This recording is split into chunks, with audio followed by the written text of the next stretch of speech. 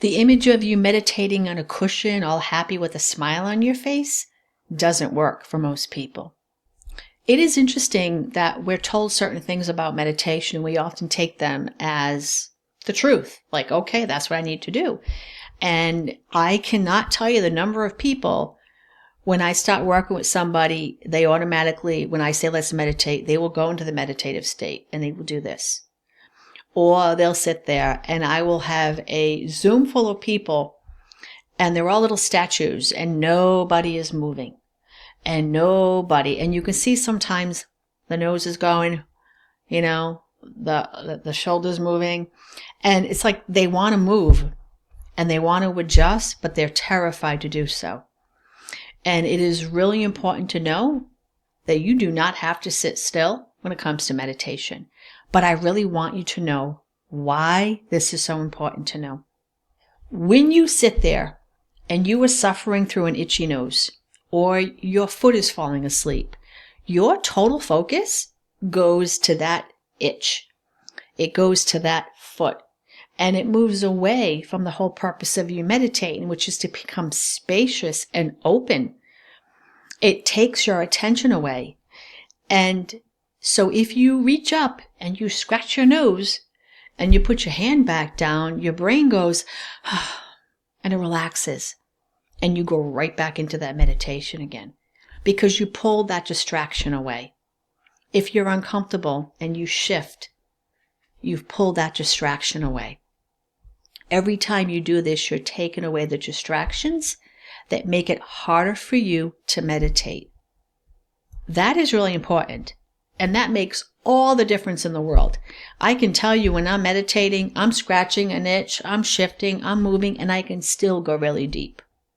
So let me explain why you can still go really deep and scratch that itch, if that makes any sense. Here's the thing. Meditation is very similar to hypnosis.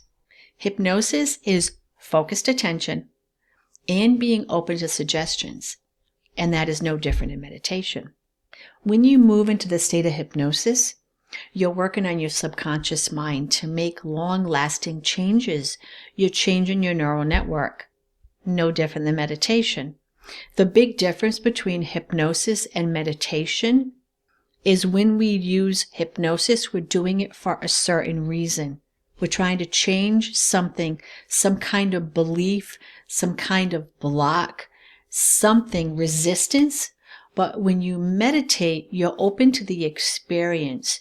You're going into meditation just to settle your body and your nerves. We're not doing anything specific except for relaxation. This is all about changing your brain waves.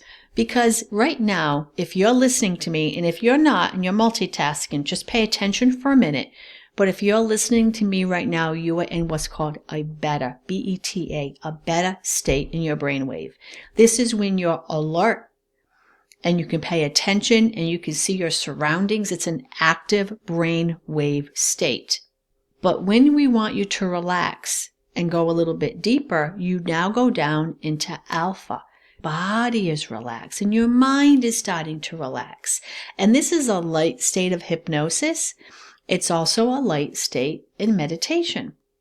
And just like we can go deeper in meditation, we can go deeper in hypnosis as well.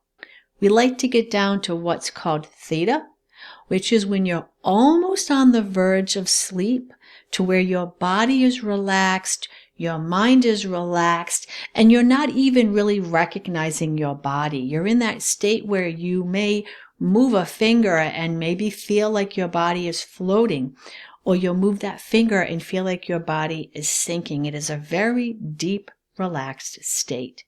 But going back to moving around, I've had people who are in a very, very deep state of hypnosis, and they can pick up water, drink it, and put the water back down. Now, I have to hand it to them, but still. Or they scratch an itch, or they move their body.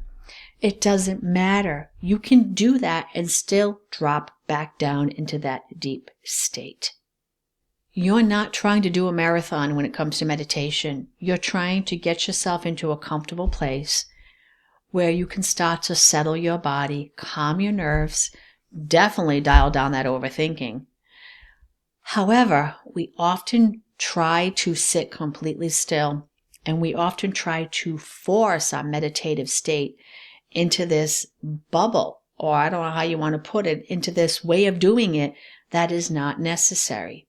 So you often think, well, if you're telling me this and you're telling me that I can move and I can adjust, then why do all these, yogis, why are they all sitting completely still? They're trying to get to a certain space and place in their meditation. They're trying to find a single point of concentration that can bring them to deep insight. That's why.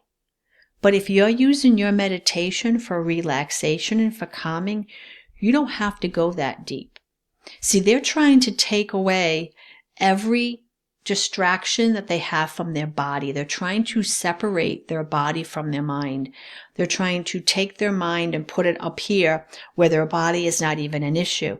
But for the most of us, that is almost impossible to do right away. And I would love to know in the comment sections if you do scratch your itch or move your foot. Let me know if you move around during your meditation, how it works for you. So you're always going to have a form of distraction, and that is okay. But when the distraction is making it so you cannot concentrate on anything else, and you can remove it because it's what's called an internal distraction, an itchy nose, your eyes, your hair's in your face, your foot's falling asleep, make the adjustment. It will make your meditation so much better. Now, I need to tell you something that is really important when it comes to meditation, and it is going to change the way that you meditate, and it's going to make it much more enjoyable for you.